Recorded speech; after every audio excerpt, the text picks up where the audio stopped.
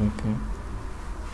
Beaucoup de personnes diront, je suis en harmonie avec le Seigneur, je suis en conformité avec mon Seigneur, mais au fur et à mesure que le temps passe, il y a une sorte d'érosion qui arrive dans notre vie, une sorte d'érosion qui vient enlever petit à petit ce que nous avons acquis dans le Seigneur.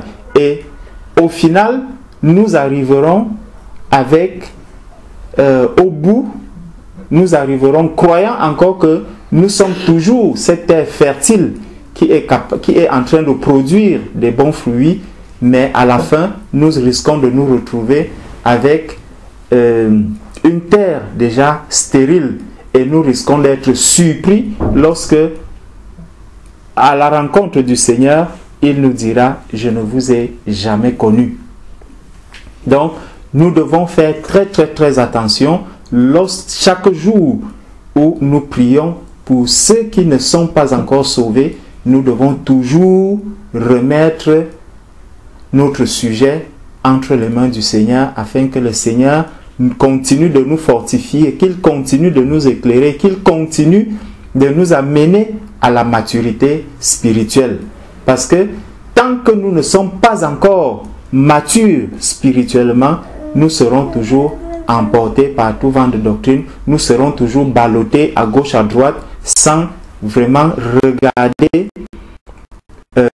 tout droit le Seigneur Jésus qui est venu nous sauver.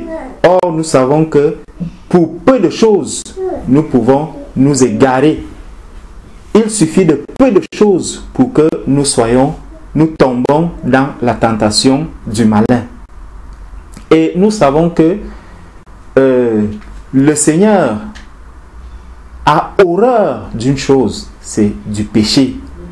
C'est pour cela qu'il a quitté son trône. Il est venu porter tout le péché du monde afin que celui qui l'accepte ne périsse pas, mais qu'il ait la vie éternelle.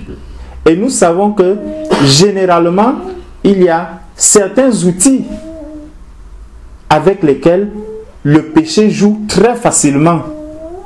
Le péché utilise facilement certains outils, certains instruments qui sont essentiels à l'être humain.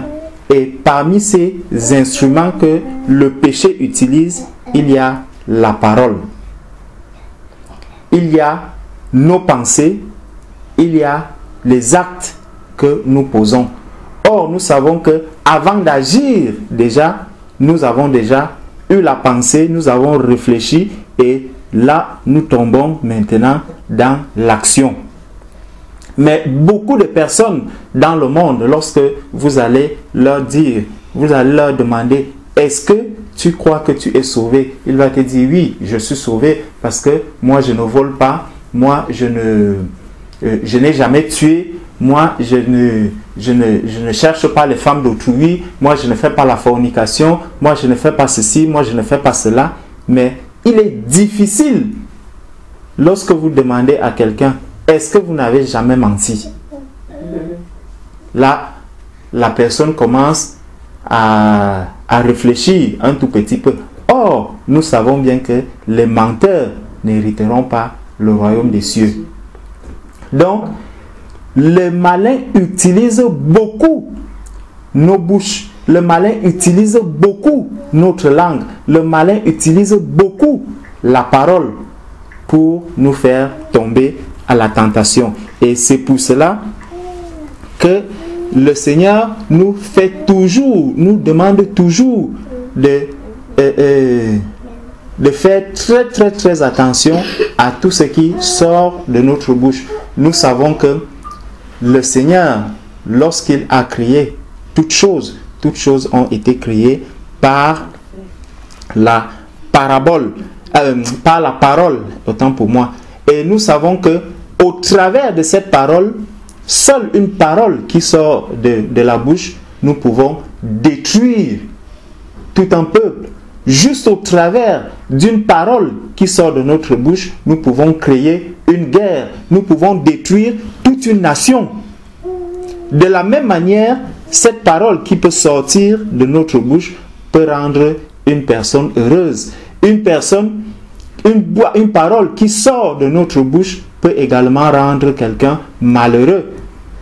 Seul par la parole, tu peux détruire tout un couple. Seul par la parole, tu peux maudire quelqu'un et détruire toute une vie. De la même manière aussi, la parole peut construire. La parole, grâce à la parole, nous arrivons aussi à bénir. Et par la parole aussi, nous pouvons donner la paix. Parce que lorsque nous donnons la paix, il ne sert à rien de tendre la main, de balancer la main à une personne sans toutefois lui manifester vraiment la paix qui vient du fond de ton cœur. Donc, notre parole est un instrument très très délicat et nous devons faire très attention à l'usage que nous faisons de notre parole. Allons maintenant voir dans Jacques au chapitre 3.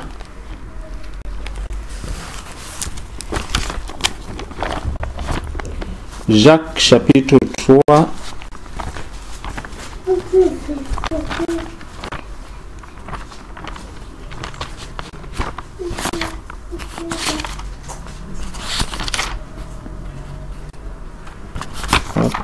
À partir du verset, commençons au verset 1. Jacques chapitre 3 à partir du verset 1.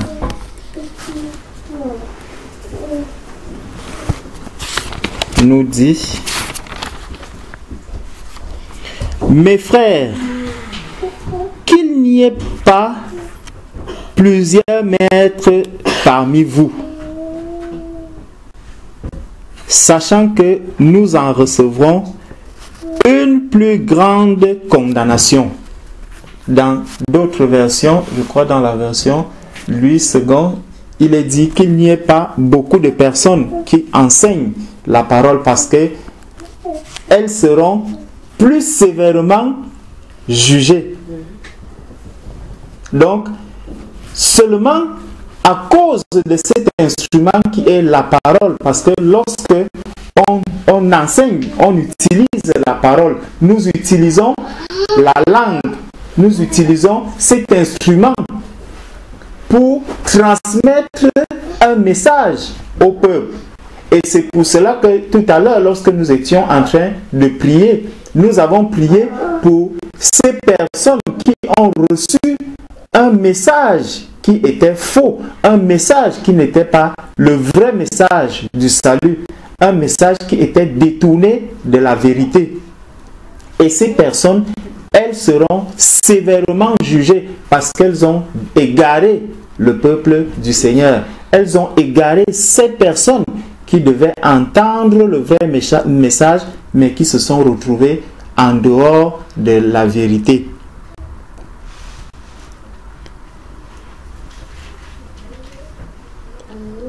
Car nous bronchons tous en plusieurs choses. Nous bronchons tous en plusieurs choses. Si quelqu'un ne bronche point en parole, c'est un homme parfait et il peut tenir tout son corps en bride. Donc, celui qui ne bronche pas est un homme parfait. Je ne sais pas qui dans ce monde est capable de dire qu'il ne bronche pas. Quand nous voyons tout ce qui se passe autour de nous, lorsque quelqu'un pose un acte qui ne t'arrange pas, avec l'esprit que nous avons aujourd'hui, nous allons nous abstenir de lui balancer une parole violente.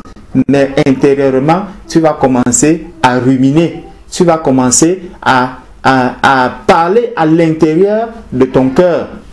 Et là, tu es déjà en train de broncher. Et ici, le Seigneur nous dit que celui qui ne bronche pas est un homme parfait. Et celui-là est capable de tenir tout son corps en bride. Donc, pour être parfait, nous devons tenir notre langue.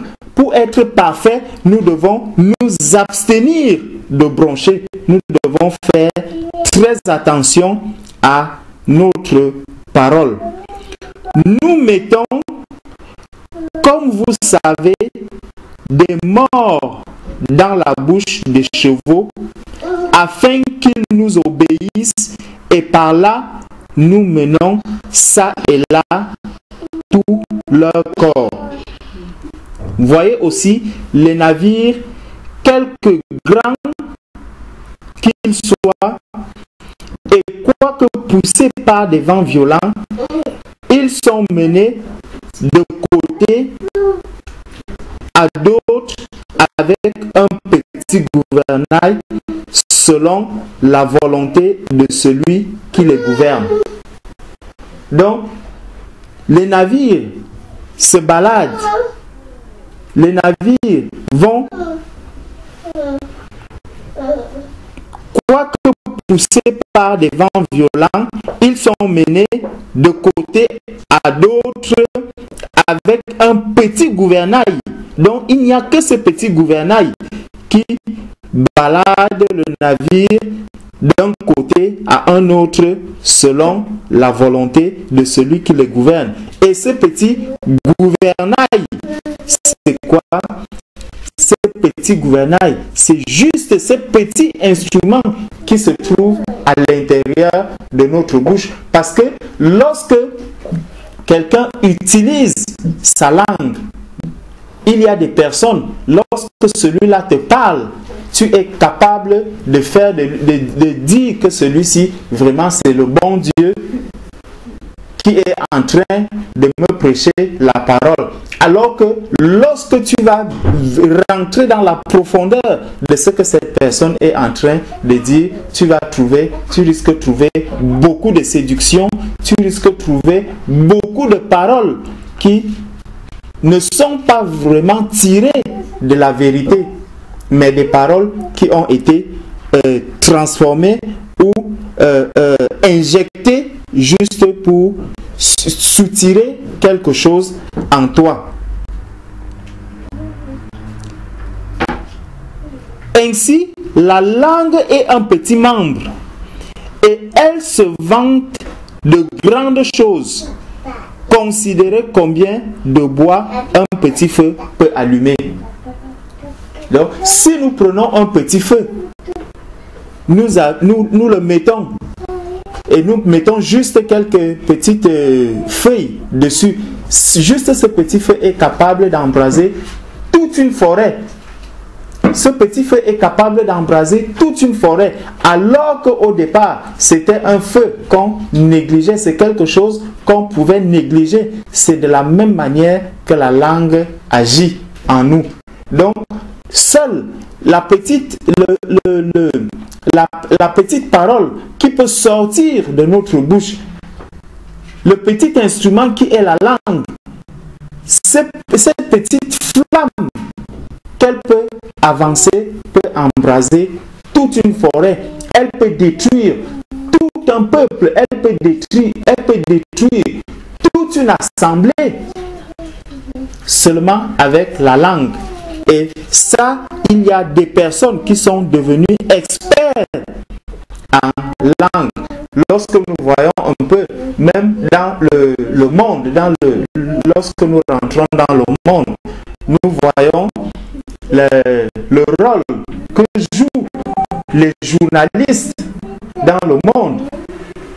Les journalistes sont capables de monter quelqu'un, comme les journalistes sont également capables de détruire quelqu'un. Et ça, c'est tout juste avec la parole. Parce qu'ils ont appris à manipuler, à manier leur langue. Et ça, le Seigneur nous demande de faire très attention avec cet instrument. Parce que cette langue est à la fois un instrument que nous pouvons utiliser pour bénir et aussi un instrument que nous pouvons utiliser pour détruire. Et lorsque quelqu'un va détruire avec sa langue, celui-là n'est plus, bien qu'il se dise enfant de Dieu, il n'est plus sur le chemin étroit. Il est déjà sorti de la volonté de Dieu. La langue est aussi un feu. un monde d'iniquité. La langue est aussi un feu, au verset 6. Un monde d'iniquité.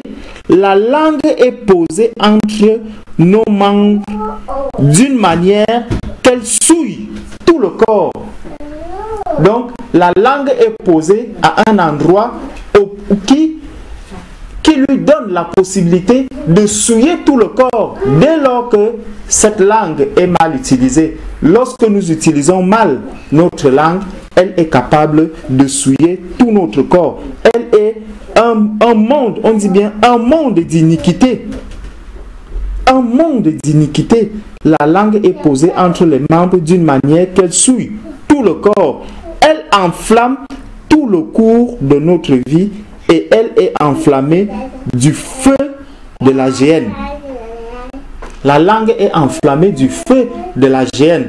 Donc, seulement la position qu'occupe la langue dans notre corps, la position qu'occupe la langue dans notre corps lui donne une place qui peut à la fois nous conduire droit dans le salut, comme cette langue peut également nous conduire à la géhenne, donc dans le feu éternel. Toutes sortes de bêtes sauvages, d'oiseaux, de reptiles et de poissons de mer se domptent et ont été domptés par la nature humaine. Mais aucun homme ne peut dompter la langue. Aucun homme ne peut dompter la langue. Quand nous voyons comment est-ce que la langue aujourd'hui, c'est plutôt la langue qui nous dompte. Parce que tu as beau avoir le désir de bien utiliser ta langue, de t'abstenir, mais cette langue va toujours te prouver que non, tu n'es pas encore à mesure de me dompter. L'homme a réussi à dompter les lions, les bêtes féroces, mais l'homme n'arrive pas à dompter sa propre langue. La langue qui se trouve dans sa bouche, l'être humain n'arrive pas encore à la dompter. Elle est pleine d'un venin mortel. Donc la langue est pleine d'un venin mortel. Quelqu'un va dire, mais comment est-ce que ma langue peut être pleine d'un venin mortel alors que je suis vivant? Non, il y a beaucoup de personnes qui se croient être vivantes alors qu'elles sont mortes. Celui qui utilise justement mal sa langue, celui-là n'est pas vivant, celui-là est mort. Celui-là n'a pas, il n'a pas le salut. Parce que sa langue est là constamment pour détruire. Sa langue est là constamment pour maudire. Sa langue est là constamment pour amener à la destruction plutôt que à bâtir.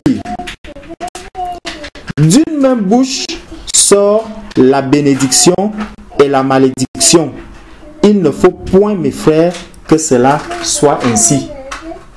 Donc le Seigneur nous dit, nous met en garde. Il dit, d'une même bouche, il peut sortir la bénédiction et la malédiction. Mais la bouche de celui qui est déjà dans le Seigneur ne doit pas être comme cela.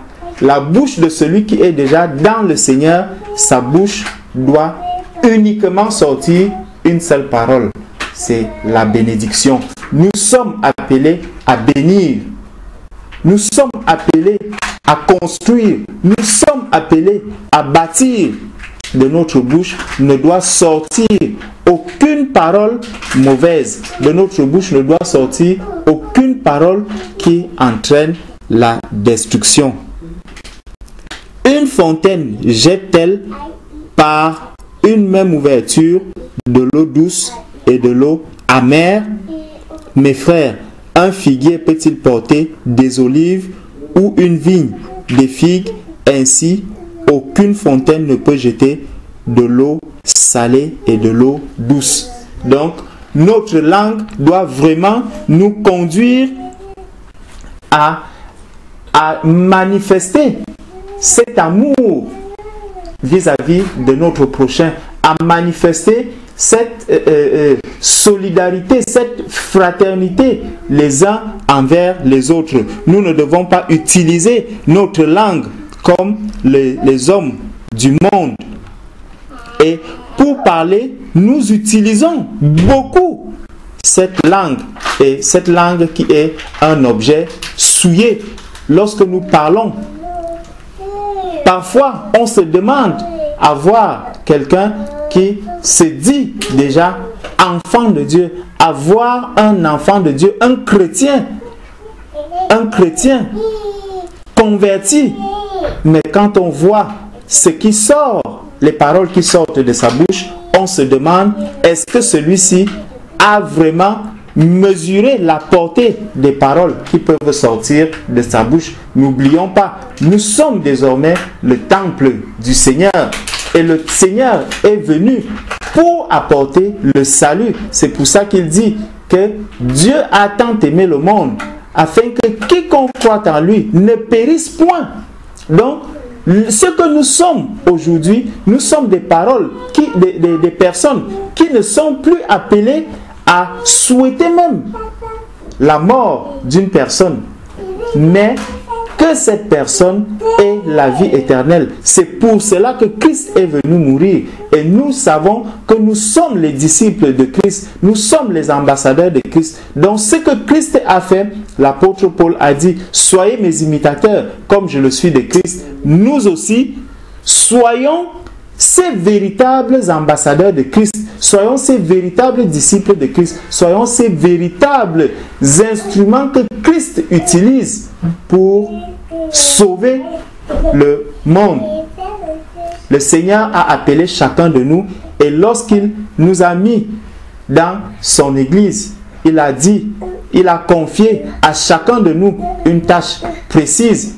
Et cette tâche, ce n'était plus pour détruire encore ceux qui sont dans les alentours, ni avec nous, ni même autour de nous. Le Seigneur nous a appelés afin que son Église soit bâtie, afin que le monde soit bâti, afin que le monde reçoive la lumière qui vient de nous. Comment le monde peut recevoir la lumière si nous déjà nous voulons manifester les ténèbres? Si nous-mêmes nous voulons présenter les ténèbres au monde, comment est-ce que ce monde pourra être sauvé? La langue est donc un instrument très très souillé. Allons dans Matthieu chapitre 15.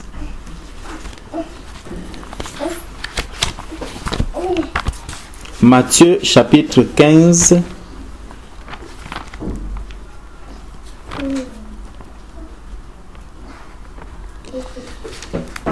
Matthieu chapitre 15. Commençons au verset 8. Matthieu chapitre 15 à partir du verset 8 nous dit: ce peuple s'approche de moi de sa bouche. Ce peuple s'approche de moi de sa bouche et m'honore de ses lèvres, mais leur cœur est bien éloigné de moi. Ce peuple s'approche de moi de sa bouche. Beaucoup disent Seigneur, Seigneur, mais à l'intérieur de leur cœur, il n'y a pas les fruits dignes de la repentance. Il n'y a pas l'image d'une véritable repentance. Dans le fond de notre cœur, il y a autre chose, alors que au niveau de notre bouche, nous distillons la parole de Dieu. De notre bouche, nous sortons des paroles qui se trouvent dans la parole de Dieu, donc dans les saintes écritures. Mais à l'intérieur de notre cœur, nous distillons plutôt un fiel amer. Nous distillons plutôt quelque chose de dégoûtant, quelque chose d'affreux. C'est ça que nous avons à l'intérieur de notre cœur. Et le Seigneur nous rappelle donc ici en disant que ce peuple s'approche de moi de sa bouche et m'honore de ses lèvres, mais leur cœur est bien éloigné de moi. Mais ils m'honorent en vain. le Seigneur dit, ces personnes font comment? Ces personnes l'honorent en vain. Donc, si déjà ce que ta bouche sort n'est pas en harmonie avec ce qu'il y a dans ton cœur, tu dois savoir que ce que tu es en train de faire, ce travail que tu es en train de faire pour le Seigneur, tu es en train de le faire en vain.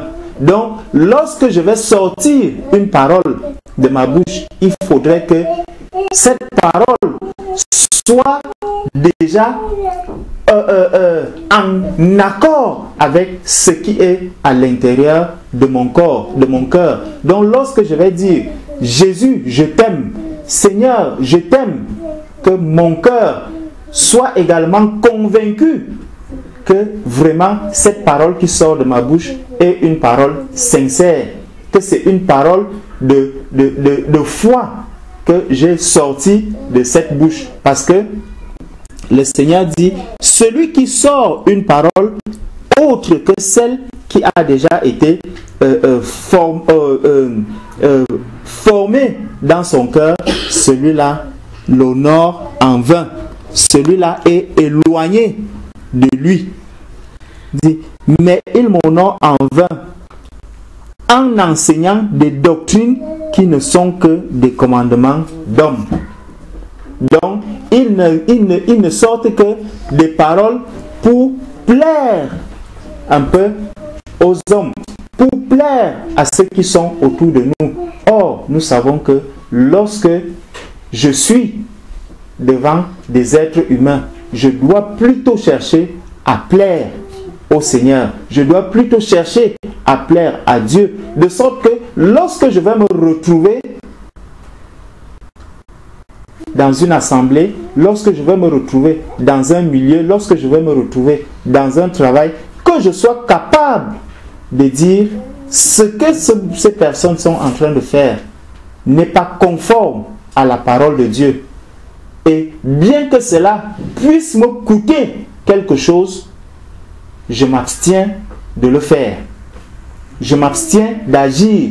Malgré tout ce que cela peut me coûter, je vais m'abstenir d'agir. Et si on demande mon avis, je leur dirai clairement, voici. Donc, que à l'intérieur de mon cœur, j'ai déjà pris une décision et que je sois capable de sortir cela de ma bouche pour témoigner que voilà pourquoi je me comporte de cette manière, parce que le Seigneur voudrait que j'agisse de cette manière. Donc ma bouche viendra témoigner ce qui a déjà été réfléchi, pensé à l'intérieur de moi-même.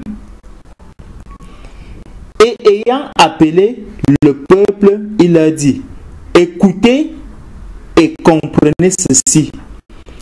Ce n'est pas ce qui entre dans la bouche qui souille l'homme, mais ce qui sort de la bouche, c'est ce qui souille l'homme. Aujourd'hui, lorsque nous voyons des personnes, elles te disent non, moi je ne mange pas ceci parce que cela est interdit, je ne fais pas ceci parce que c'est interdit, je ne fais pas ceci. Mais quand tu entends ce qui sort de sa bouche, tu te demandes, est-ce que c'est vraiment cette personne qui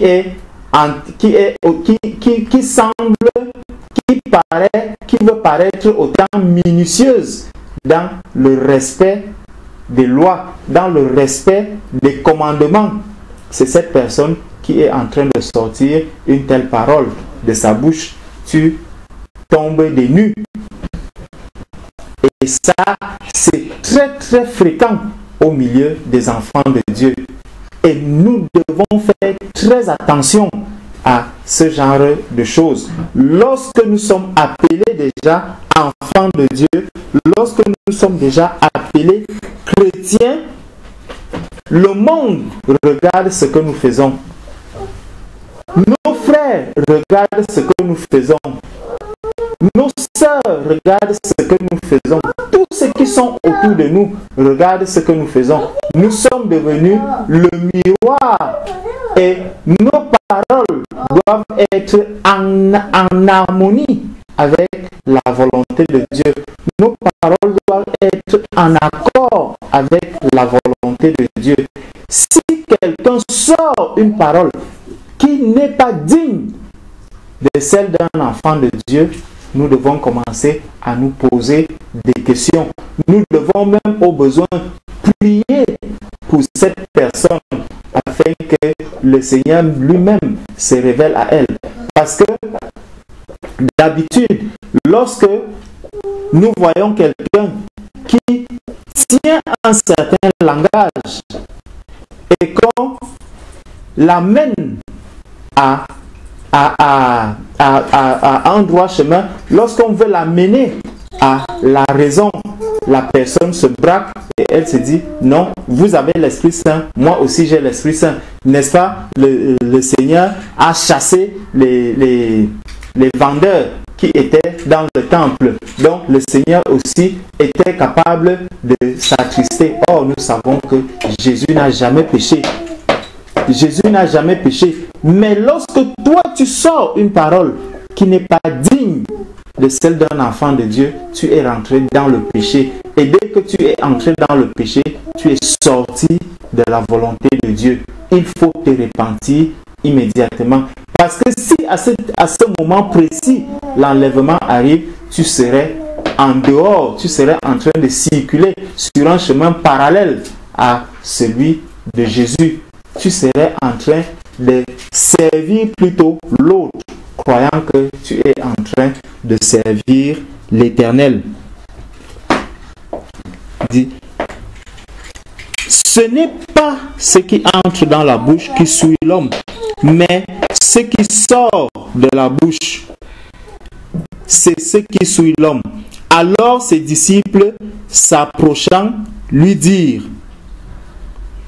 n'as-tu pas remarqué que les pharisiens ont été scandalisés quand ils ont ouï ce discours? Donc quand ils ont entendu ce discours, les pharisiens ont été scandalisés. Effectivement, lorsque tu as parlé de la vérité à quelqu'un, si cette personne est scandalisée, ne te demande plus, ne te pose plus de questions. Cette personne est exactement comme ces pharisiens.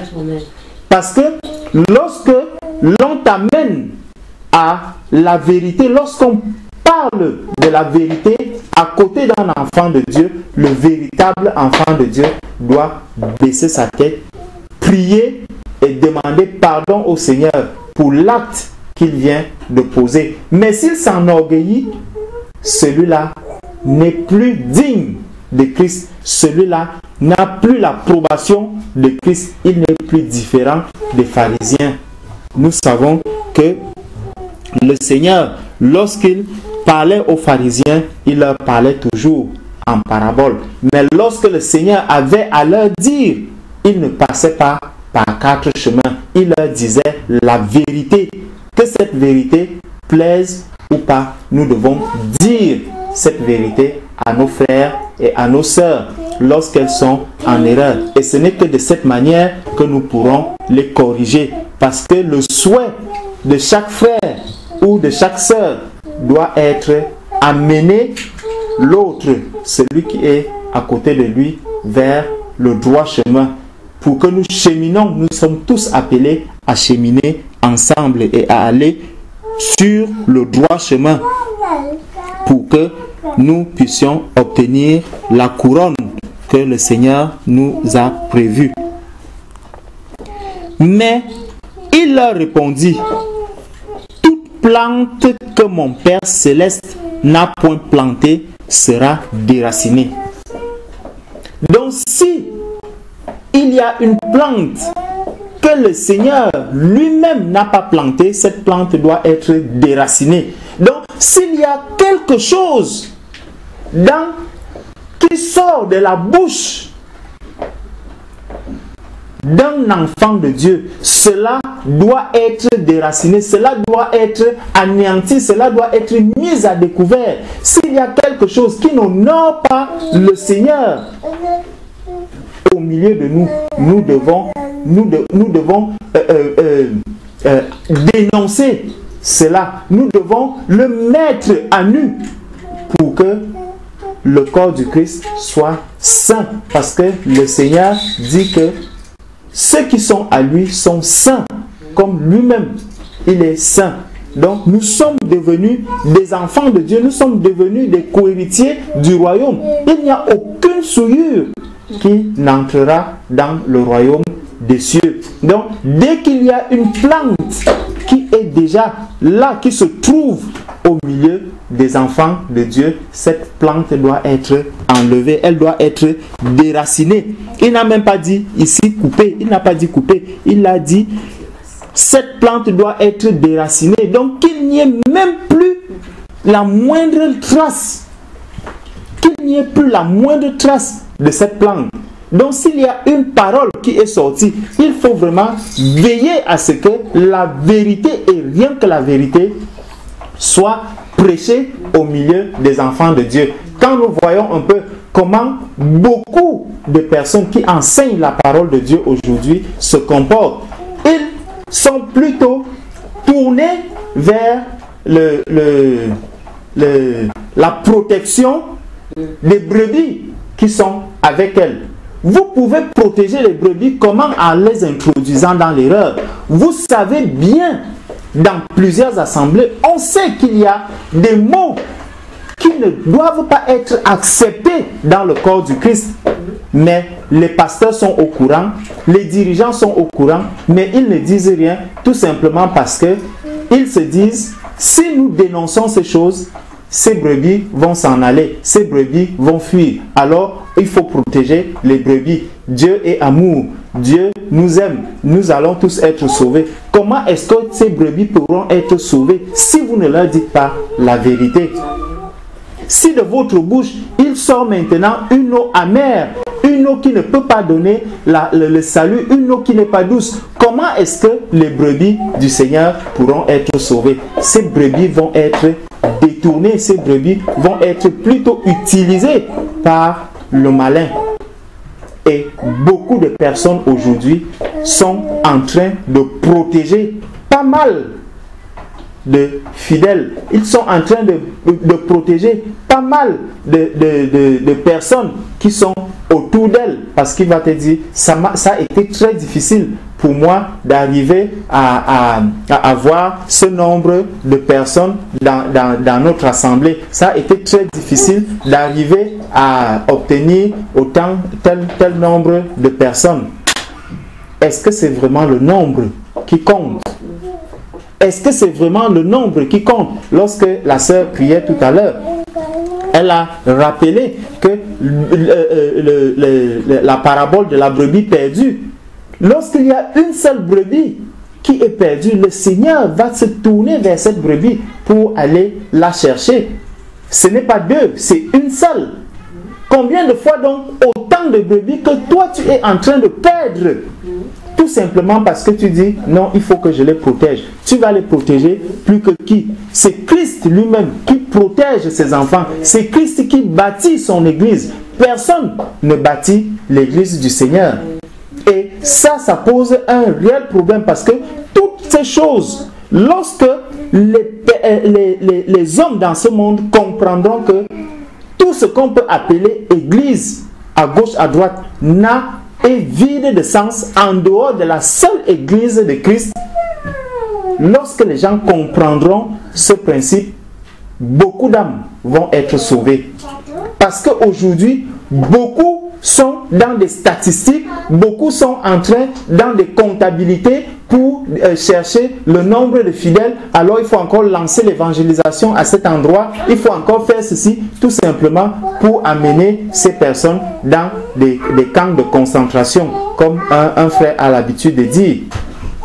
Donc pour les amener en enfer, plutôt que leur prêcher l'évangile de la vérité. Qui a dit que lorsqu'il y a deux personnes, le Seigneur ne peut pas agir? Lui-même a dit, là où il y a 2 ou 3 personnes qui sont rassemblées à mon nom, je suis au milieu d'eux. Est-ce que c'est vraiment Christ que nous recherchons ou alors nous recherchons d'autres intérêts? Et ça, c'est une question que chacun de nous, toutes ces personnes qui disent qu'elle parle au nom du Seigneur doivent véritablement s'opposer. Et nous avons lu dans le livre de Jacques que ceux-là qui enseignent la parole de Dieu seront sévèrement jugés par rapport à ce message que le monde reçoit aujourd'hui. Mais il leur répondit, toute plante que mon Père céleste n'a point plantée sera déracinée. Laissez-les, ce sont des aveugles qui conduisent des aveugles. Ce sont des aveugles qui conduisent des aveugles. Que si un aveugle conduit un autre aveugle, ils tomberont tous deux dans la fosse. Et beaucoup de ces enseignants aujourd'hui sont des aveugles. Ils ne voient plus, ils ne voient même pas, mais ils conduisent les brebis du Seigneur. Ils conduisent les brebis d'autrui, les créatures de Dieu. Ils les conduisent également alors qu'eux-mêmes sont aveugles. Donc, toutes ces personnes sont devenues aveugles devant la parole de Dieu. Elles parlent, mais elles n'entendent même pas ce qu'elles sont en train de dire. Et quand bien même tu vas prêcher, tu vas leur annoncer cette vérité, elles n'auront même pas envie d'écouter. Elles n'auront même pas envie de comprendre qu'est-ce qui ressort de cette parole que tu leur annonces. Qu'est-ce qui ressort de la vérité que certains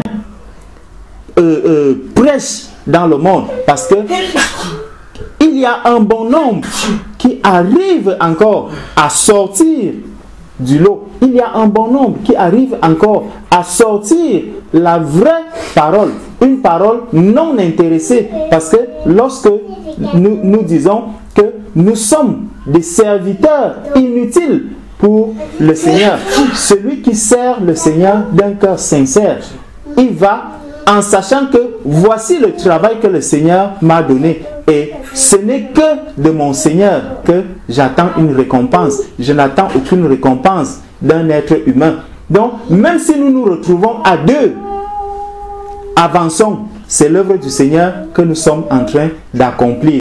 C'est ça que le Seigneur attend de nous. Le Seigneur ne nous a pas dit, allez vous rassembler à 10 000 ou à ceci. Non, le Seigneur a dit, là où 2 ou 3 sont rassemblés à mon nom, je suis au milieu d'eux. Et lui-même, partout où le Seigneur est, il agit. Prenons maintenant Jacques chapitre 3. Retournons à Jacques chapitre 3 au verset. Prenons maintenant le verset 6. Le verset 6 où nous avons déjà vu qu'au contraire, il accorde plus de grâce. C'est pourquoi... Non, c'est pas ça. Jacques chapitre 3 au verset 6. Oui, qui déclare que la langue est un feu, un monde d'iniquité. La langue est posée entre nos membres d'une manière qu'elle souille tout le corps. Elle enflamme tout le cours de notre vie et elle est enflammée de feu de la géhenne. Donc, justement, lorsque quelqu'un manipule la parole de Dieu avec sa langue, celui-là est capable d'entraîner les brebis du Seigneur à la géhenne. Celui-là est capable d'entraîner les brebis de Dieu en enfer. Allons dans Matthieu chapitre 12. Matthieu au chapitre 12.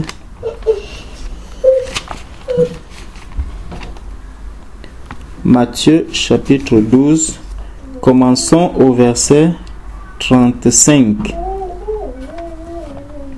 Matthieu chapitre 12 à partir du verset 35. L'homme de bien tire de bonnes choses du bon trésor de son cœur, mais le méchant tire de mauvaises choses du mauvais trésor de son cœur.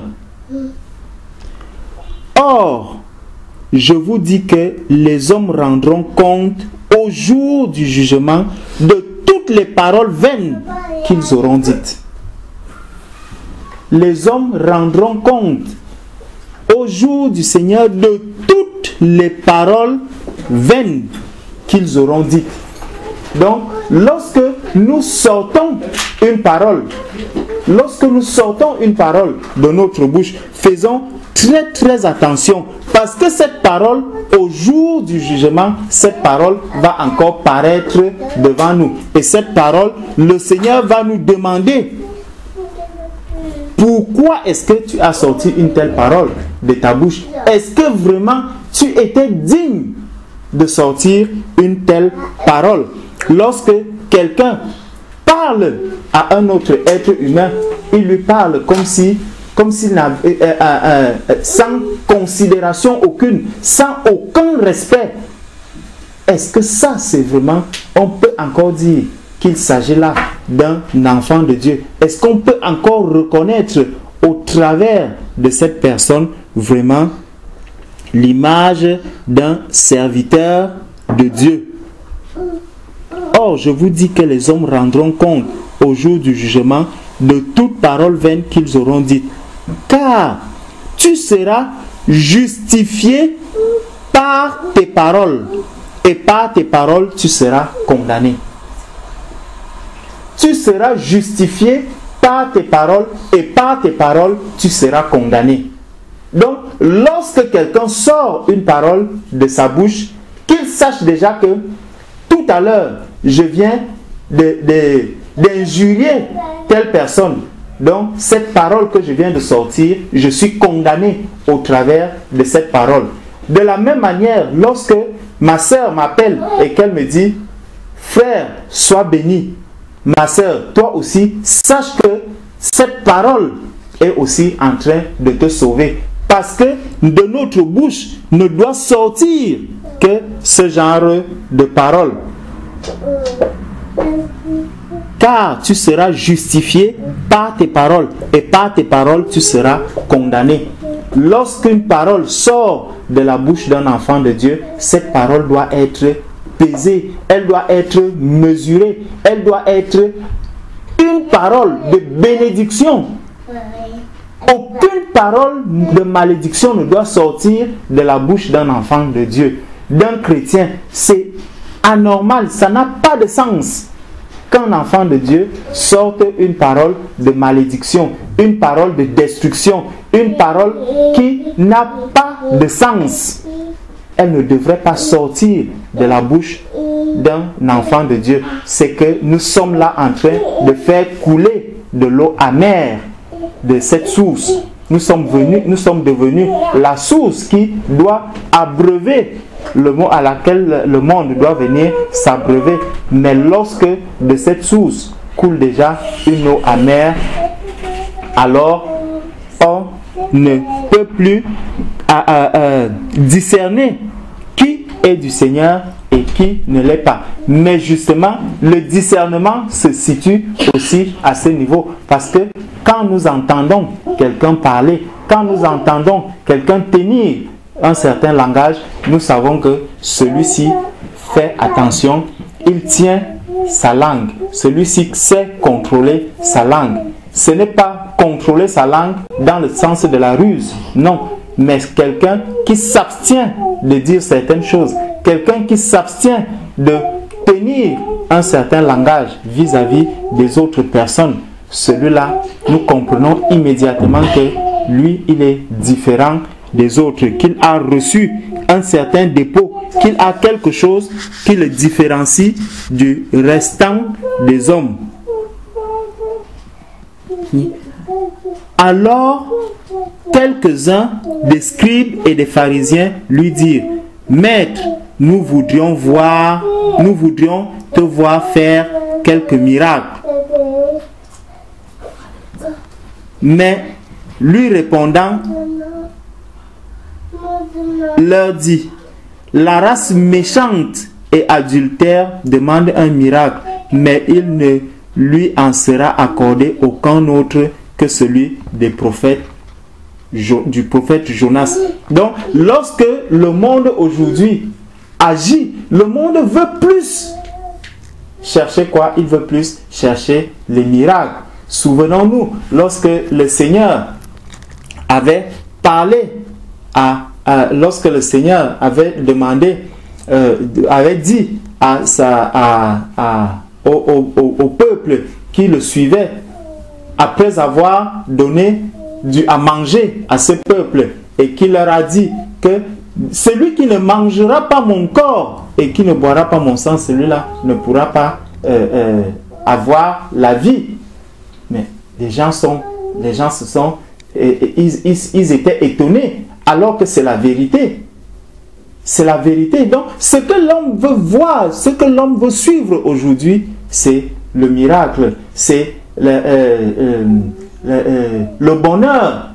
Il recherche plus le bonheur charnel. C'est ce bonheur charnel, ce qui va remplir mon ventre, ce qui va me donner des grands honneurs, ce qui va me donner la gloire du monde. C'est ça que le monde recherche plus aujourd'hui, plutôt que le vrai salut, plutôt que la parole vraie, la parole de vérité.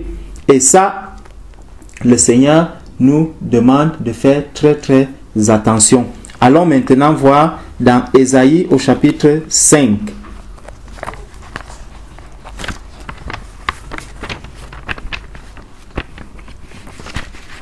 Ésaïe chapitre 5 à partir du verset 8. Ésaïe chapitre 5 à partir du verset 8. Malheur à ceux qui joignent maison à maison, qui ajoutent un champ à l'autre, jusqu'à ce qu'il n'y ait plus de lieu et que vous vous rendiez les seuls habitants du pays. L'Éternel des armées m'a fait entendre et m'a dit, si plusieurs maisons ne sont réduites en désolation, et si les plus grandes et les plus belles ne sont sans habitants, même 10 journaux de vignes ne produiront qu'un batte, et la semence d'un noumé ne produira qu'un épha. Malheur à ceux qui se lèvent de bon matin, qui suivent la cervoise, qui demeurent jusqu'au soir, jusqu'à ce que le vin les échauffe.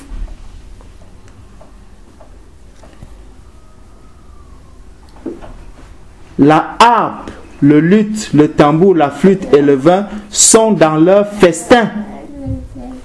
Et ils ne regardent point l'œuvre de l'Éternel et ne considèrent point l'ouvrage de ses mains. Donc, nous avons aujourd'hui envie de voir de bonnes choses qui sont dans le monde. Nous avons aujourd'hui envie de toucher les bonnes choses qui sont dans le monde. Mais nous n'acceptons plus la vérité qui vient du Seigneur. Et le Seigneur nous met en garde en disant, malheur à vous, malheur à vous. Faisons très très très attention. Ceux qui ont déjà entendu cette parole, au verset 18, il revient en disant, malheur à ceux qui tirent l'iniquité avec des cordes de mensonges. Malheur à ceux qui tirent l'iniquité avec des cordes de mensonges et le péché comme avec des cordages de chariots. Comme avec des cordages de chariots, qui disent qu'il se dépêche et qu'il hâte son œuvre, afin que nous la voyions et que le dessein du Saint d'Israël s'avance et vienne. Et nous saurons ce que c'est. Malheur à ceux qui appellent le mal bien. Malheur à ceux qui appellent le mal bien et le bien mal, qui font les ténèbres lumière et la lumière ténèbres, qui font la mer doux et le doux amer. Quand nous voyons autour de nous aujourd'hui. Regardons comment nos filles s'habillent. Et ça, c'est ce que le monde apprécie. Ça, c'est ce que le monde aujourd'hui applaudit. C'est ce qui est acclamé dans le monde.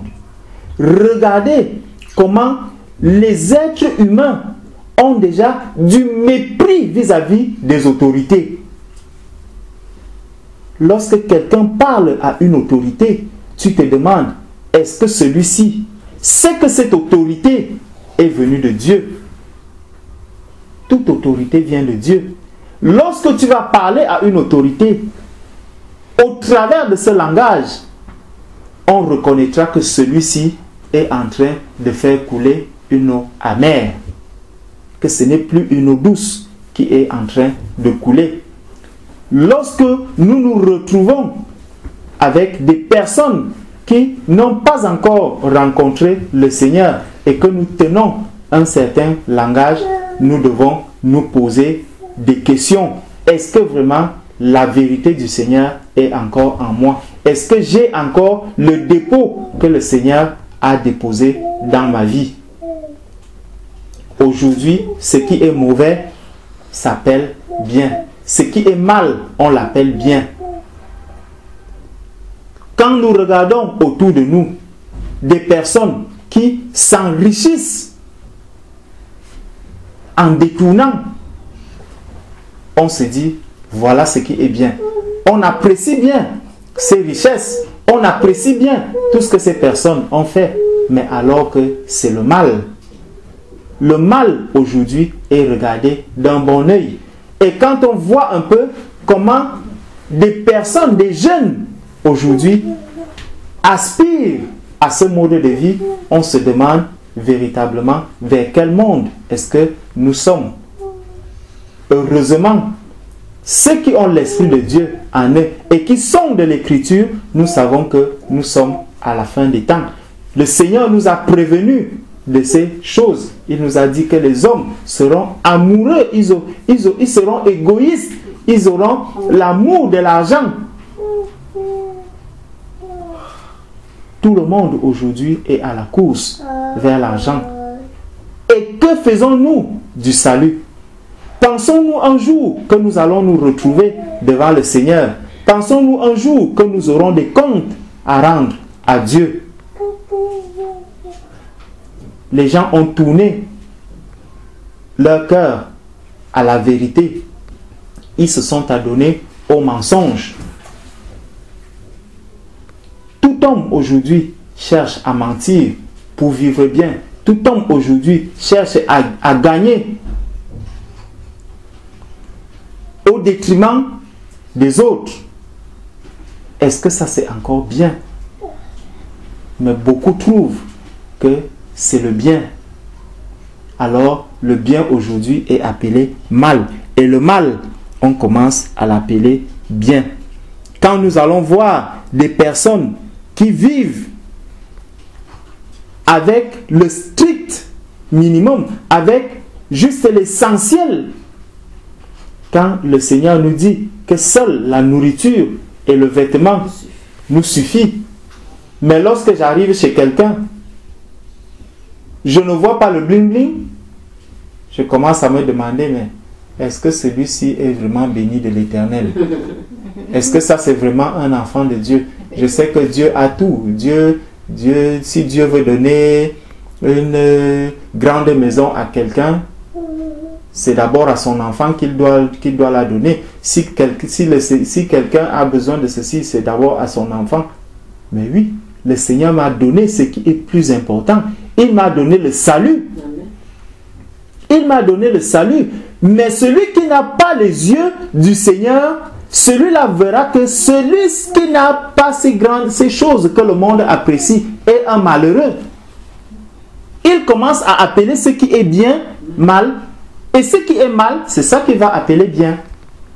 L'esprit de discernement n'existe plus aujourd'hui. Même au milieu des enfants de Dieu, quand nous voyons certains comportements entre enfants de Dieu, entre frères, entre sœurs, on se demande, est-ce que vraiment l'Esprit de Dieu est encore en train d'agir? Et ça, nous devons faire très attention. Nous devons faire très attention à toutes ces choses.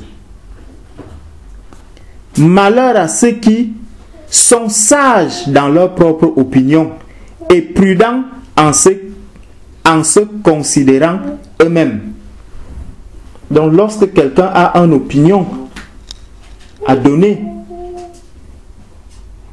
et que l'autre, le frère ou la sœur te dit, voilà, je pense ceci, je pense que, au lieu de t'entêter, arrête-toi un instant et examine ce que le frère ou la sœur est en train de te dire. Et ce n'est que de cette manière que nous pourrons arriver à la maturité spirituelle. En allant maintenant dans Ésaïe au chapitre 6, Ésaïe chapitre 6, commençons au verset 1.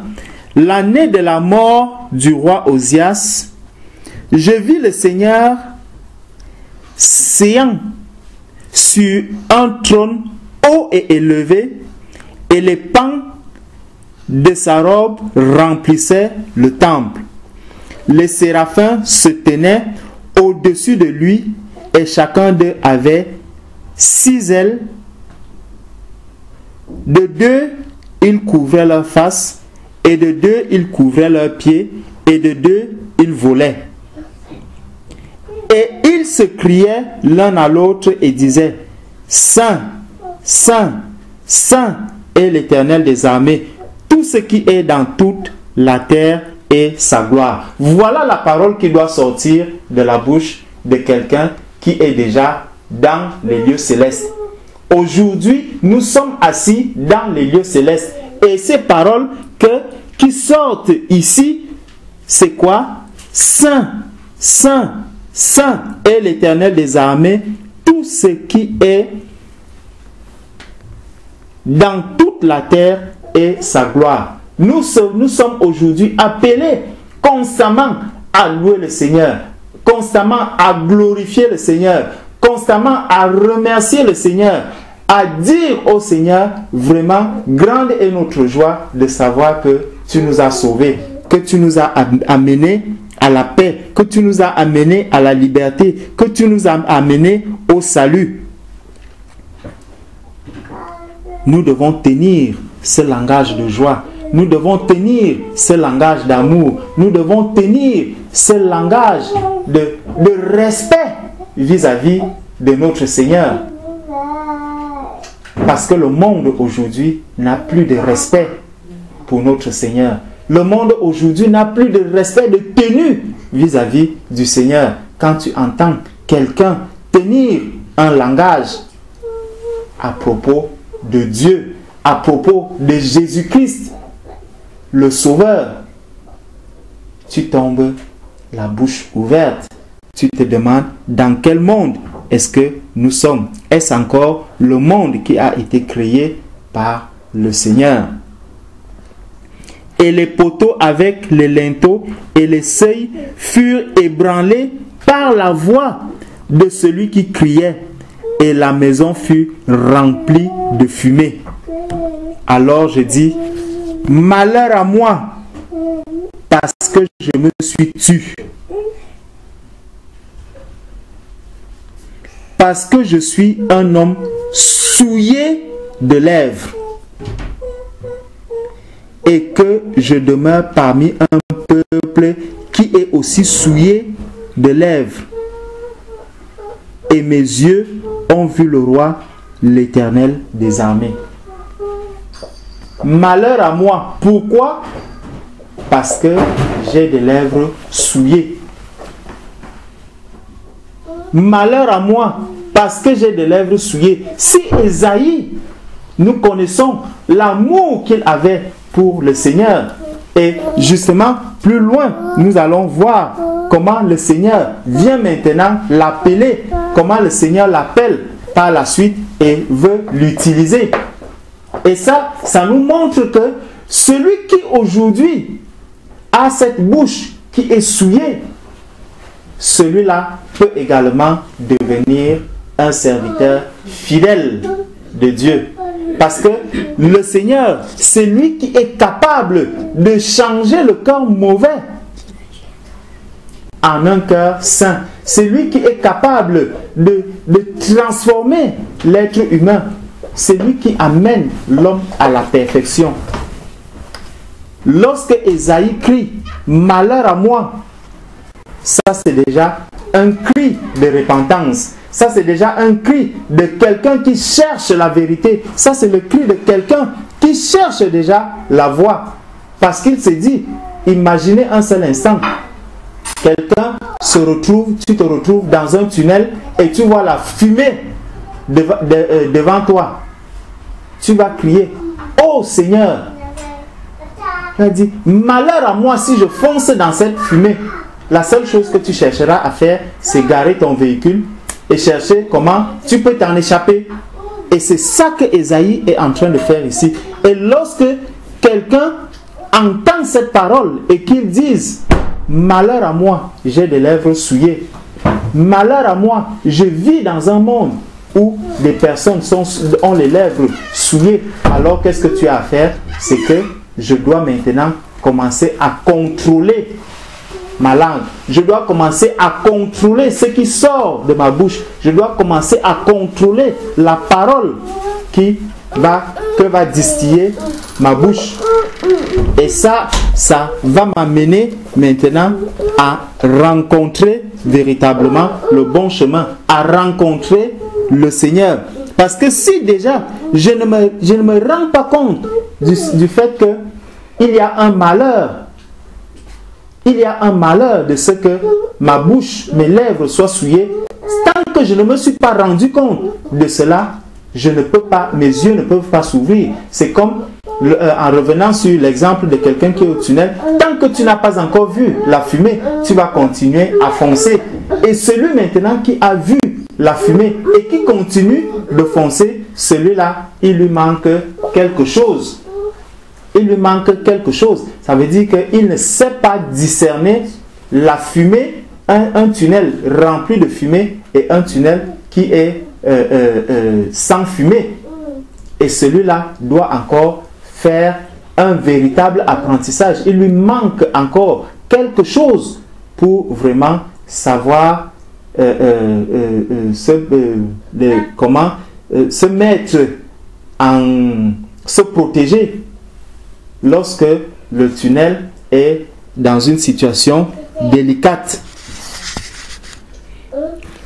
Donc, il dit, nous étions à quel verset? Verset 6.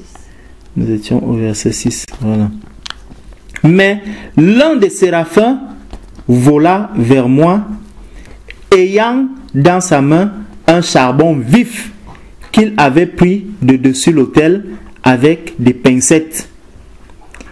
Et il en toucha ma bouche et me dit, voici, ceci a touché tes lèvres. C'est pourquoi ton iniquité sera ôtée et la propitiation sera faite pour ton péché. La propitiation sera faite pour ton péché. Donc, lorsque le Seigneur nous a appelés, le Seigneur a fait de nous, il a transformé, même notre bouche a été transformée, même notre langue a été transformée. Nous ne devons plus avoir les mêmes choses qui se trouvent dans les organismes des païens. C'est pour cela que nous naissons de nouveau. Lorsque nous l'on naît de nouveau, nous devenons de nouvelles personnes. Nous devenons une nouvelle création. Le Seigneur a fabriqué toutes choses en nous. Maintenant, c'est à nous de savoir utiliser ce que le Seigneur nous a donné, de savoir utiliser les instruments que le Seigneur a mis à notre disposition. Lorsque vous achetez un véhicule neuf, ce véhicule, ce n'est plus le constructeur qui viendra te dire lorsque tu es sur la route, il faut rouler, il faut respecter la limitation de vitesse, il faut faire ceci. Ça, ce n'est plus le travail du constructeur. Le constructeur a essayé le véhicule répond aux normes, il a vendu, le véhicule est capable d'être mis en circulation. Alors maintenant, toi qui as ton permis, tout ce que tu as à faire, c'est de respecter la réglementation en vigueur.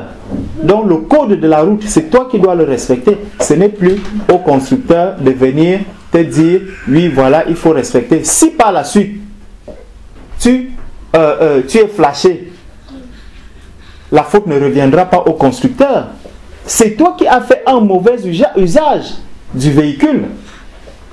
Si le véhicule va jusqu'à 500 km/h et que sur la route, la limitation de vitesse est à 130, ne dépasse pas les 130. Si tu vas à 140, tu deviens responsable.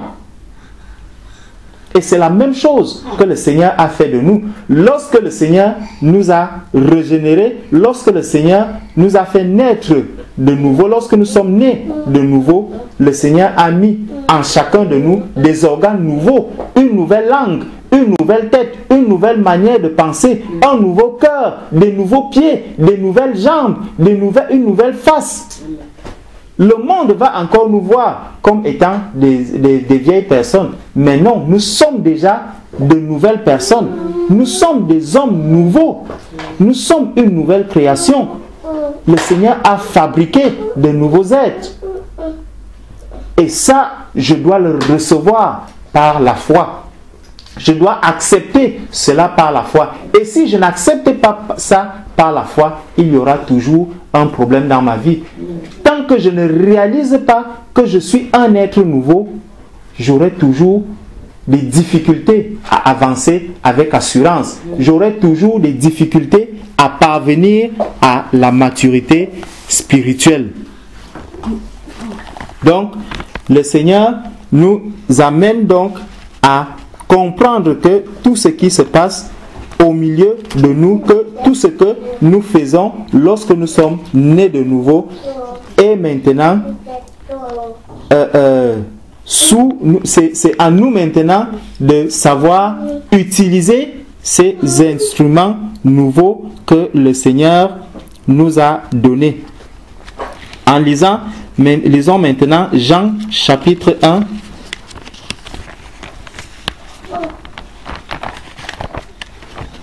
Jean chapitre 1.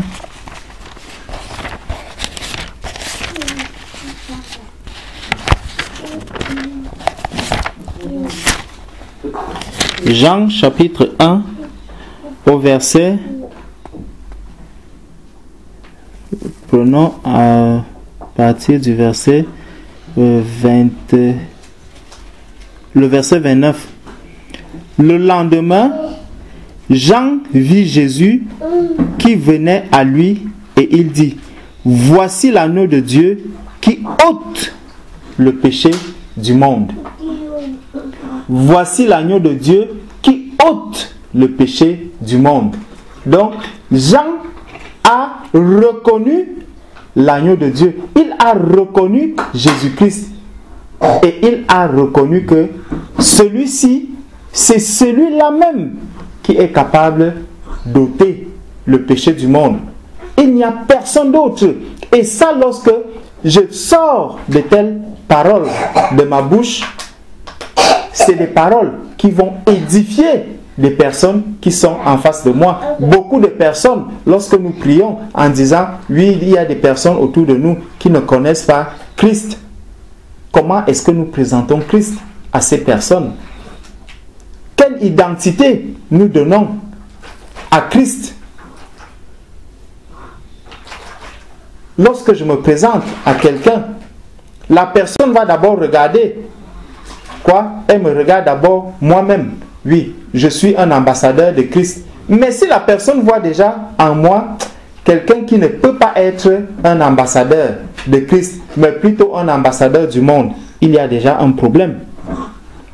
Et là, lorsque je viendrai donc dire à cette personne, Christ est celui qui ôte le péché du monde. Il n'y a que Christ qui est capable de ôter ce péché dans le monde.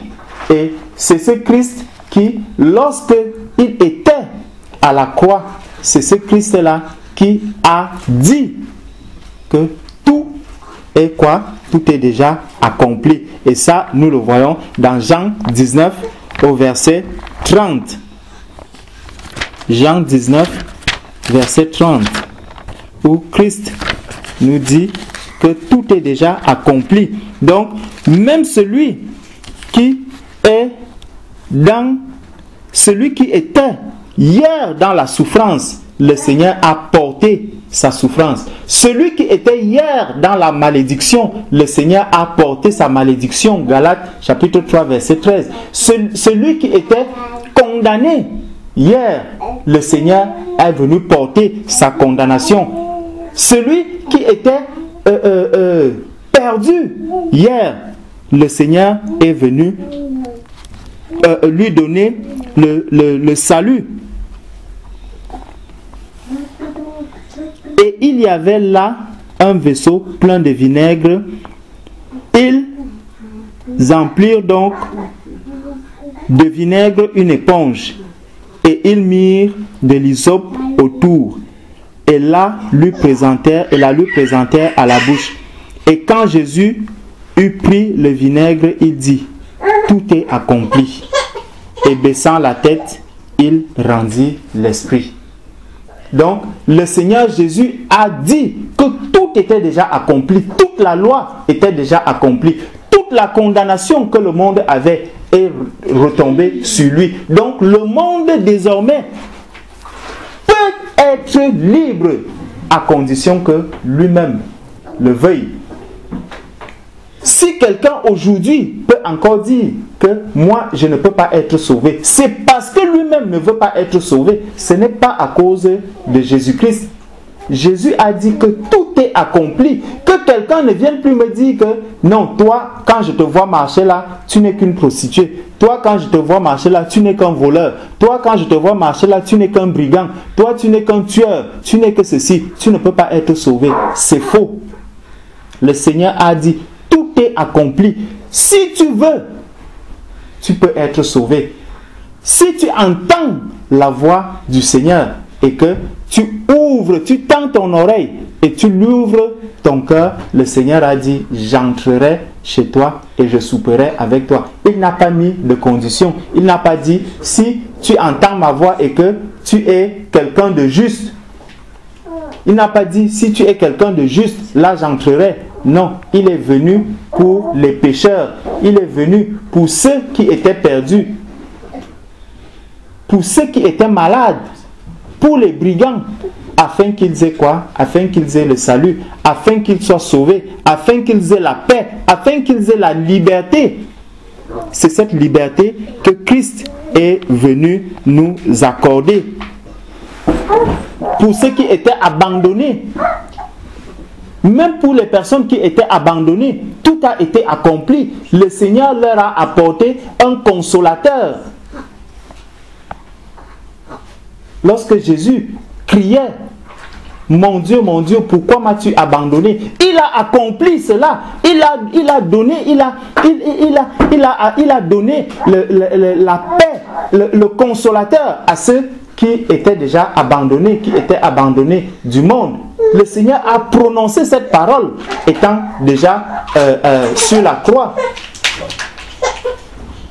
Ceux qui crient encore aujourd'hui, mon Dieu, pourquoi m'as-tu abandonné? Christ a déjà crié cette parole. Christ a déjà donné cette parole à la croix. Mais tu continues aujourd'hui de crier, mon Dieu, pourquoi m'as-tu abandonné? Tu veux encore que quel Christ redescende pour que tu sois sauvé. Personne dans ce monde ne peut dire qu'il est abandonné de Dieu, qu'il est abandonné de Christ. Christ a dit que tout est accompli. Tout ce que nous pouvons imaginer, tout cela a déjà été accompli. Le salut nous a été donné. Nous étions pécheurs, nous étions perdus. Le Seigneur nous a ramenés sur le droit chemin. il nous a donné la possibilité d'avoir une seconde chance. Il nous a donné la possibilité d'avoir encore le salut. Il nous a donné la possibilité d'être encore sauvés. Christ a dit, tout est accompli. Tout est accompli. Que personne ne se mette encore à crier, à pleurnicher en disant oui, il y a ceci, oui, il y a cela. Personne. Donc, lorsque nous voyons dans Apocalypse 5, on va bientôt terminer. Lorsque nous regardons dans Apocalypse 5, au verset 11, nous regardons Apocalypse 5, verset 11. C'est Jean qui dit, puis je regardais et j'entendis la voix de plusieurs anges autour du trône et autour des animaux et des vieillards, et leur nombre était plusieurs millions. Donc, il y a quand même des personnes qui vont arriver à sortir de là. Donc, que quelqu'un ne dise pas que non, moi, la langue, il est très difficile que je puisse maîtriser. La langue, il est très difficile que je puisse contrôler ma langue. Non. L'esprit que le Seigneur a mis en nous, la puissance que le Seigneur nous a donnée, nous donne la possibilité de maîtriser cette langue, de contrôler cette langue. Et ça, nous ne le faisons pas parce que nous avons une quelconque, parce que nous allons prendre cet engagement. Non, ce n'est pas l'engagement que je prends, mais c'est Christ qui a déposé ce pouvoir-là en moi. Christ m'a donné ce pouvoir de contrôler, de maîtriser ma langue.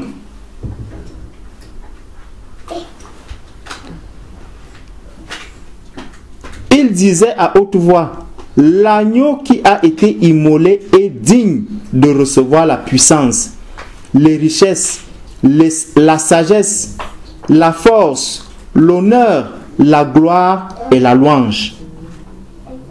Donc, Christ est capable, c'est lui qui doit recevoir tout cela. Et ces millions de personnes, ça peut être qui? Ça pourra être toi, ça pourra être moi.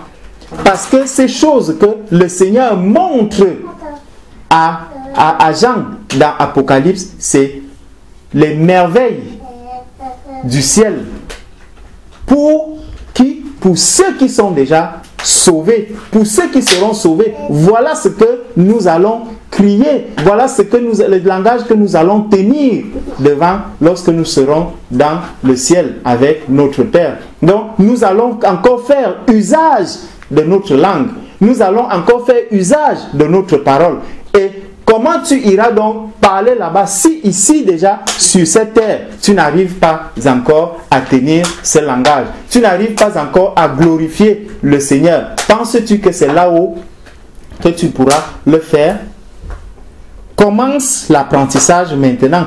Commence à le faire ici-bas. Commence à agir, à appliquer, à soumettre ta langue aux paroles de bénédiction lorsque nous sommes encore sur la terre. Et ainsi, lorsque tu vas te retrouver parmi ces millions de personnes, tu pourras tenir ce même langage en disant, l'agneau qui est digne et immolé est digne de recevoir la puissance, les richesses, la sagesse, la force, l'honneur, la gloire et la louange. Donc, c'est des paroles que nous devons désormais donner au monde. Et en même temps, lorsque nous voyons encore ce qui se passe ici, nous avons également l'image de ce riche homme qui, à un moment donné, a voulu se rattraper. Le riche, allons chercher l'histoire du riche homme avec Lazare, Luc chapitre 16.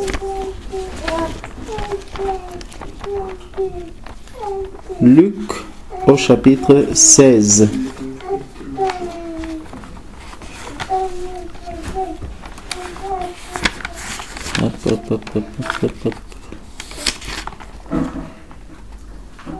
Voilà. Luc chapitre 16. Je voudrais prendre juste... Voilà. Allons-y au verset 19. Il y avait un homme riche qui se vêtait de pourpre et de fin lin et qui se traitait bien et magnifiquement tous les jours. Il y avait aussi un pauvre nommé Lazare qui était couché à la porte de ce riche et qui était couvert d'ulcères. Il désirait de se rassasier des miettes qui tombaient de la table du riche, et même les chiens venaient lécher ses ulcères. Or, il arriva que le pauvre mourut et il fut porté par les anges dans le sein d'Abraham. Le riche mourut aussi et fut enseveli. Et étant en enfer et dans les tourments, il leva les yeux et vit de loin Abraham et Lazare dans son sein. Et s'écria, il dit, Père Abraham, aie pitié de moi. Voilà quelqu'un qui vivait sur la terre. Il était heureux, il menait bien sa vie. Mais c'est maintenant, lorsqu'il est déjà mort, qu'il connaît Christ, qu'il connaît déjà Abraham. Et il appelle Père Abraham. Père Abraham, aie pitié de moi. Père Abraham, aie pitié de moi. Est-ce que tu veux aller dire aie pitié de moi après ta mort? Quand aujourd'hui on te parle de Jésus-Christ et que tu ne veux pas comprendre, on te parle de cette langue, tu ne veux pas comprendre. Regardez maintenant comment ce riche homme commence à utiliser sa langue. Il va maintenant utiliser sa langue pour crier de la pitié, pour commander de la pitié. Alors que dans Apocalypse 5, nous avons entendu ce qui se passe, comment ils sont en train de crier Saint, Saint, Saint, comment les gens sont en train de louer l'Éternel, comment les gens sont en train de lever l'Éternel. Mais c'est en ce moment que quelqu'un d'autre, lui, il se met à crier, Père Abraham, aie pitié de moi. Et envoie Lazare afin qu'il trempe dans l'eau le bout de son doigt pour me rafraîchir la langue, car je suis extrêmement tourmenté dans cette flamme. Donc, le riche homme, il veut encore faire usage de cette langue, même dans la tourmente où il se trouve. Mais malheureusement, il est déjà trop tard. N'attendons pas qu'il soit tard pour que nous prenions de bonnes décisions, pour que nous puissions changer notre langage, pour que nous puissions amener notre corps à la sanctification, à la vérité. Et dans Romains 3, verset 19, il nous dit, le Seigneur nous dit, non vite, Romains 3, verset 19, or, nous savons que tout ce que la loi dit, elle le dit à ceux qui sont sous la loi, afin que tous aient la bouche fermée et que tout le monde soit reconnu coupable devant Dieu. Donc, un temps arrivera où vous ne pourrez plus faire usage de la parole. Ça sera au moment du jugement.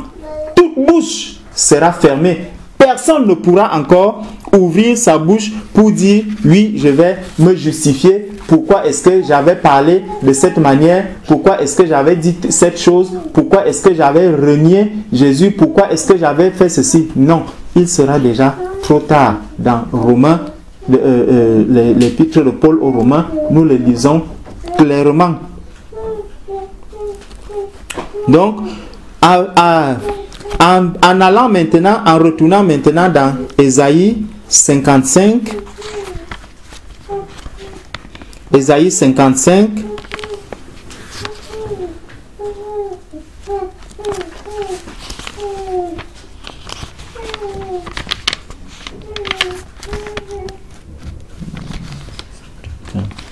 Ésaïe 55 à partir du verset 10. Ésaïe 55 à partir du verset 10. Car, comme la pluie et la neige descendent des cieux et n'y retournent plus, mais qu'elles arrosent la terre et la font produire et la font germer tellement qu'elle donne semence au semeur et le pain à celui qui mange. Lorsque j'ai vu déjà ce verset dans cette version, dans beaucoup de versions, il est écrit que la parole du Seigneur descend et elle retourne. Est-ce que... Voilà. Que la parole du Seigneur descend et elle retourne. Or, ici, et j'ai encore vérifié dans la Bible David Martin, c'est la même chose. Car comme la pluie et la neige descendent des cieux et n'y retournent plus, mais qu'elles arrosent la terre et la font produire et la font germer tellement qu'elle donne semence au semeur et le pain à celui qui mange, il en sera de même de ma parole qui sera sortie de ma bouche. Elle ne retourne point à moi sans effet, mais elle fera tout ce que j'aurai ordonné et aura son effet dans les choses pour lesquelles je l'aurai envoyé. Donc, la parole du Seigneur a un pouvoir. La parole du chrétien, elle a un pouvoir. Lorsque nous disons que le chrétien, c'est celui qui doit bénir, parce que lorsque tu vas sortir une parole à quelqu'un, cette parole est capable de détruire toute une vie sans que tu n'aies touché la personne, parce que la personne va d'abord se sentir mal. Elle va se demander, c'est comme lorsque un parent parle à son fils, les paroles que tu vas donner, que tu sors à ton fils, ces paroles vont le toucher, elles peuvent le travailler son esprit toute une journée. Et ça, nous devons faire très attention. Lorsque nous sortons une parole, la parole du chrétien a un pouvoir, a une puissance. Souvenons-nous, tout sur cette terre a été créé par la parole. Et le Seigneur nous dit que nous sommes devenus ses enfants. Or, nous savons que, étant devenus des enfants de Dieu, nous avons aussi le pouvoir. Comme le Seigneur lui-même nous l'a dit dans Marc 16. Voici les signes qui accompagneront ceux qui auront cru. Donc, nous avons un certain pouvoir. Au nom de Jésus, dès que je sors au nom de Jésus de ma bouche, il y a un pouvoir qui est là. Et ce pouvoir va avoir un impact sur celui à qui j'adresse cette parole. Donc, notre langue doit être vraiment contrôlée. Nous devons faire très attention à tout ce que nous disons, à tout ce qui sort de notre bouche. Même quand nous voyons entre nous, des frères ou des sœurs, certaines blagues qui sortent du milieu de nous, nous devons faire très attention, parce que au détour d'une petite blague, il y a une parole qui peut sortir, et cette parole peut avoir des effets très néfastes dans la vie d'un être humain. Donc, la parole de Dieu agit lorsque nous sortons cette parole, et cette parole a un pouvoir, comme nous avons vu lorsque nous lisons dans Genèse. Tout ce que le Seigneur a créé, il ne l'a créé que par la parole. Donc, je vous fais grâce, vous irez lire Genèse au chapitre 1. Vous voyez la création à la création. Donc, tout ce que le Seigneur, et il dit que ceci soit, et cela fut. Il dit que ceci soit, et cela fut. Et aujourd'hui, nous avons encore le même pouvoir. Nous avons encore la même parole en nous. Lorsque les apôtres allaient guérir les malades, ils disaient: au nom de Jésus, lève-toi. Au nom de Jésus, fais ceci. Au nom de Jésus, fais cela. Nous aussi, nous avons ce pouvoir dans notre langue. Nous aussi, nous avons cette parole qui est pleine de bénédiction, cette parole qui est pleine de grâce. De la même manière, nous pouvons faire un bon usage de cette parole. C'est comme cela aussi que nous devons faire très attention, parce que la parole peut également conduire beaucoup à la perdition. Et ça, allons maintenant dans prenons d'abord le psaume 17. Prenons le psaume 17 au verset 14. Non, juste encore quelques 2 ou 3 versets. Quelques 2 ou 3 versets. Et donc, l'Éternel, délivre-moi par ta main de ces gens, des gens du monde dont le partage est dans cette vie et dont tu remplis le ventre de tes provisions, tellement que leurs enfants en sont rassasiés et ils laissent leur reste à leurs petits-enfants. Mais moi, je verrai ta face en justice et je serai rassasié de ta ressemblance quand je serai réveillé. Éternel, délivre-moi de ta main, par ta main de ces gens. Délivre-moi par ta main de ces gens. Donc, c'est la même chose que nous devons, c'est la prière que nous devons également adresser au Seigneur. Que le Seigneur puisse nous délivrer, qu'il puisse nous délivrer des mauvaises paroles. Bon, maintenant, prenons Proverbe.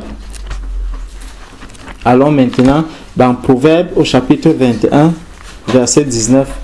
C'est l'avant-dernier verset que nous allons citer. Proverbe 21 au verset 19. Proverbe 21, verset 19, nous dit quoi? Il vaut mieux habiter dans une terre déserte qu'avec une femme querelleuse et chagrine. Il vaut mieux habiter où? Dans une terre déserte. Dans une terre déserte, que de faire quoi? Que d'habiter avec une femme querelleuse et chagrine. Donc, vraiment, nous comprenons combien est-ce qu'il est difficile. Nous comprenons combien est-ce qu'il est difficile pour un homme d'accepter une parole qui n'est pas bonne. Habiter une terre déserte. Donc, il n'y a personne sur cette terre. Il n'y a aucun être humain, aucun animal. Et le Seigneur nous dit qu'il est préférable d'habiter dans une telle terre que d'habiter avec une femme qui est querelleuse. Et aujourd'hui, il n'y a pas que des femmes qui sont querelleuses. C'est vrai que lorsque tu vois comment les femmes ont en quelque sorte, elles ont l'appétit des querelles, elles ont l'appétit d'un genre de parole qui n'est pas digne. Le Seigneur dit qu'il est préférable d'habiter dans une terre déserte. Imaginez un peu l'enfer que quelqu'un peut vivre lorsqu'on lui sort une mauvaise parole. Et ça nous montre combien le Seigneur a en horreur ces mauvaises paroles qui peuvent sortir des bouches de ses enfants. Le Seigneur a vraiment cela en horreur. Et le Seigneur nous met en garde et nous demande de faire très attention. Prenons maintenant Proverbe 31. C'est là où on va finir.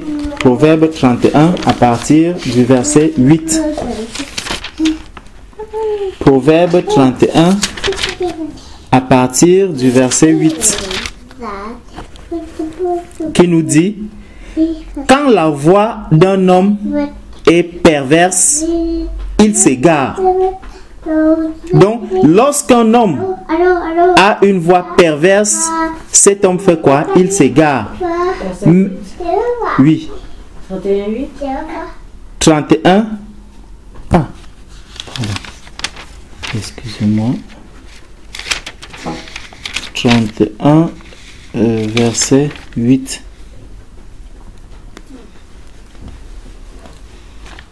Voilà. Parle en faveur de celui qui est muet. Parle en faveur de celui qui est muet. Et pour le droit de tout ce qui... Pour le droit de tous ceux qui vont périr. Parle en faveur de celui qui est muet. Et pour le droit de tous ceux qui vont périr. Ouvre ta bouche, fais justice et fais droit à l'affligé et aux nécessités. C'est à ça que notre langue doit servir. Faire justice, faire droit à l'affligé, aux nécessités. Aleph, qui est-ce qui trouvera une femme vertueuse? Car son prix surpasse beaucoup celui des perles. Qui est-ce qu'il trouvera une femme vertueuse? Et ça, c'est encore pourquoi? Parce que la femme qui est vertueuse, elle sait se tenir, elle sait tenir sa langue. La femme vertueuse sait contrôler ses paroles. Ce n'est pas pour rien que le Seigneur dit que une femme, même lorsque elle est mariée à un homme non converti, elle doit amener cet homme à la repentance sans parole. Parce que nous voyons que dès lors qu'elle va chercher à utiliser la parole, cette parole, elle risque de mal l'utiliser. Pas qu'elle risque, elle va même mal l'utiliser. Elle va mal l'utiliser. Donc, le Seigneur nous met en garde contre l'usage que nous pouvons faire de notre parole. Contre toute parole qui peut sortir de notre bouche. Nous devons nous abstenir des mauvaises paroles. Nous devons nous abstenir des paroles qui ne glorifient pas le nom du Seigneur.